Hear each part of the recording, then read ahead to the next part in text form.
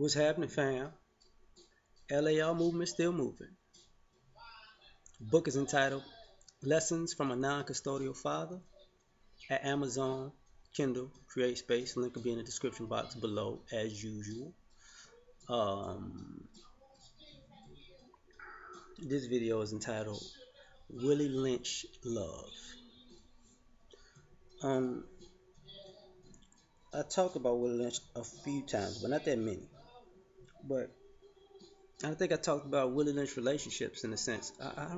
I've made so many videos, I'm not sure anymore, to be perfectly honest. So I'm gonna revisit this if I already talked about it. If anybody read the Willie Lynch letter, it's a way to um, quote unquote control black people by divide and conquer. And I don't need your comment about there wasn't a real letter and it wasn't a real person. I'm talking about the we're basically living out that fake letter by the fake person, even if it's a fake letter and a fake person, by some of the things that was in that. Okay, so that part is what I'm talking about. Now, and this doesn't just pertain to swirl and interracial dating. First and foremost, um, making the men effeminate and the women masculine.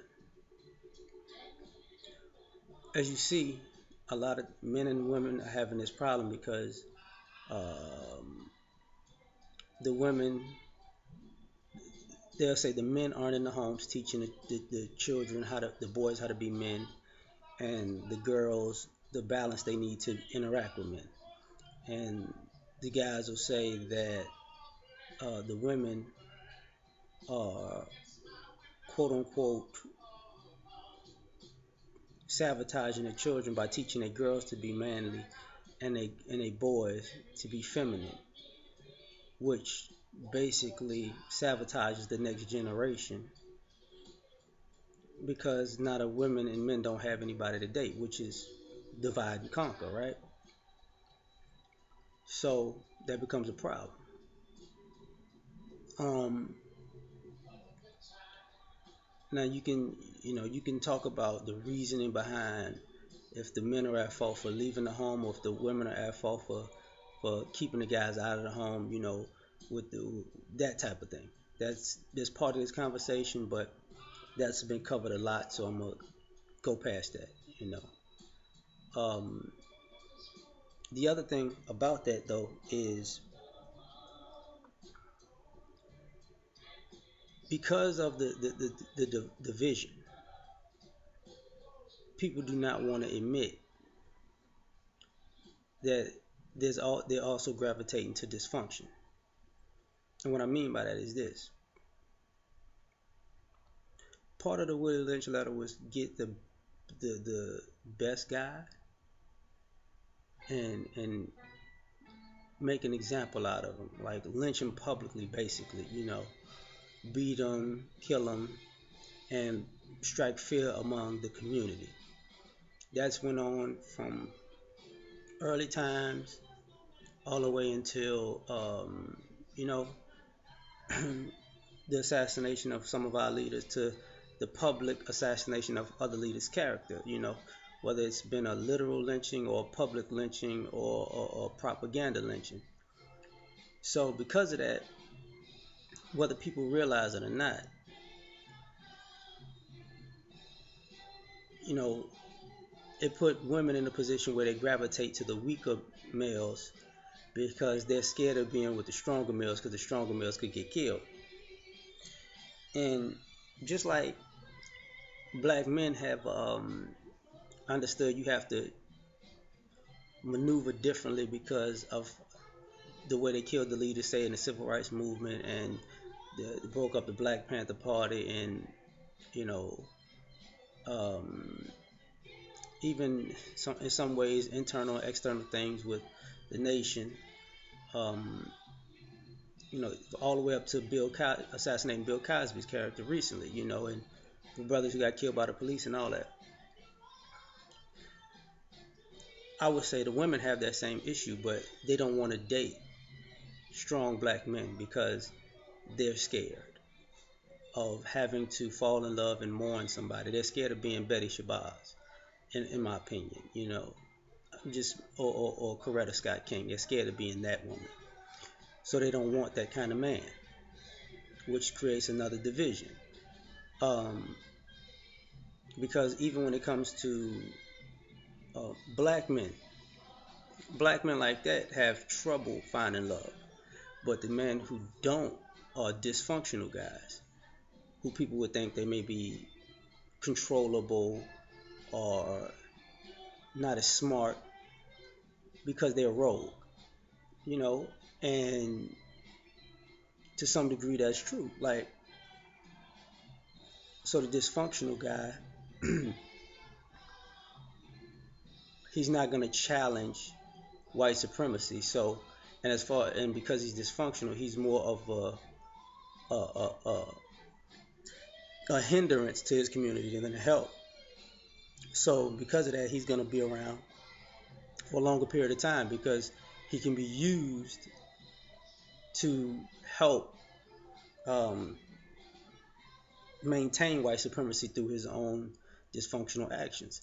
And the love of that dysfunctional guy creates a family of dysfunction that further destroys the community, which creates another division because it becomes, if you keep this thought process up, you create a group of dysfunctional people and you um, basically leave the functional strong people to dwindle in numbers because they have nobody to be with. They have nobody to mate with. They have no families to grow because they don't see themselves a lot.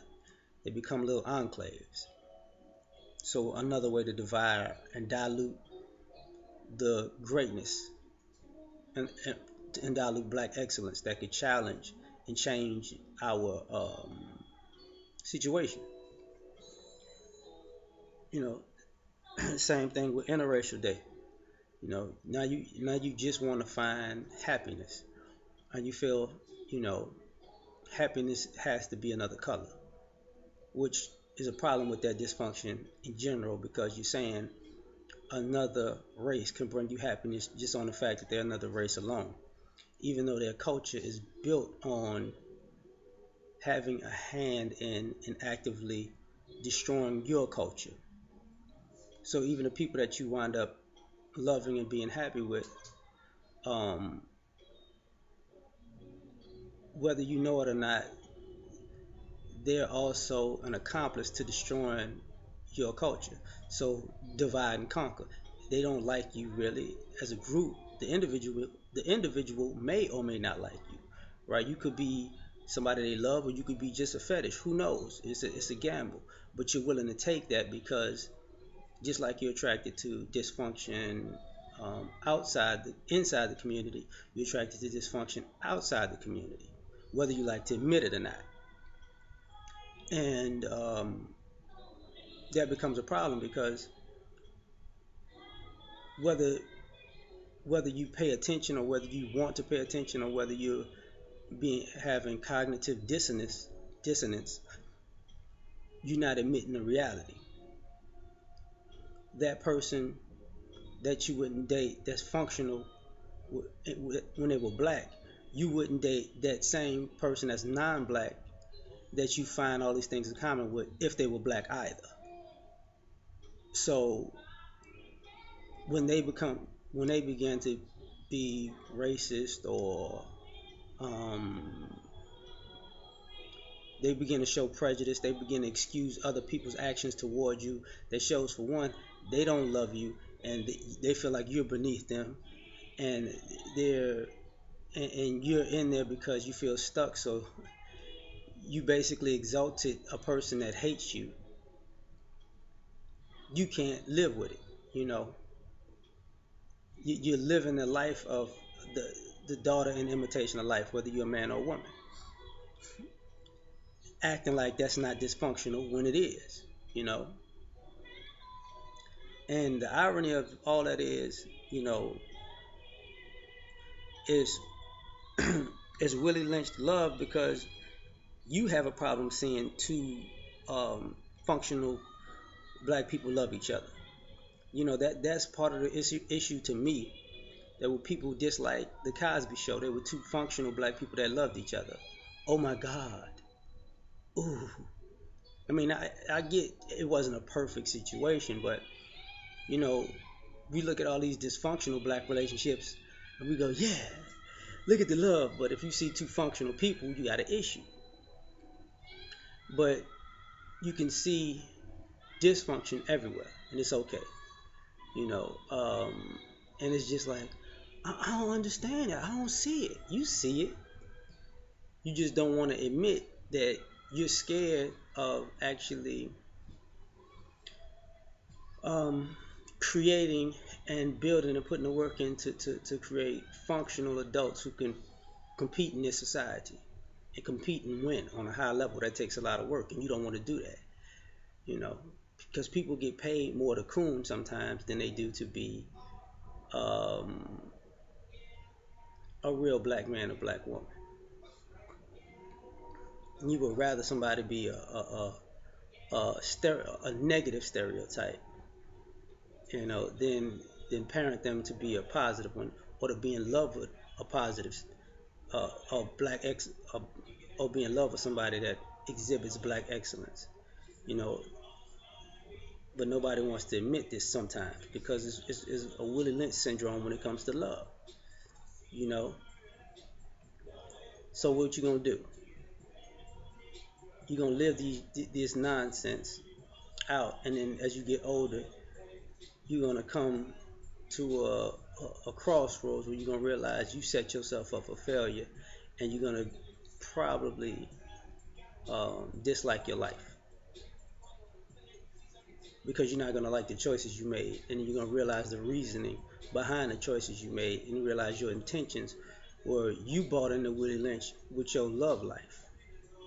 It's messed up, you know. Now, don't get it twisted. Willie Lynch works both ways, you know, and you're seeing how this. And the crazy part about it, before I finish, is this country is crumbling financially. It has no morality, anyways.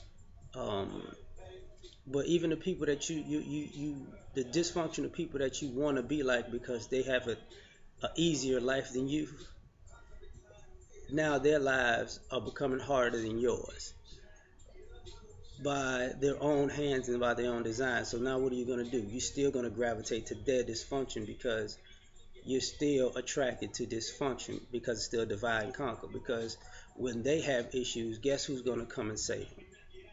Because you see more in them than you do yourself.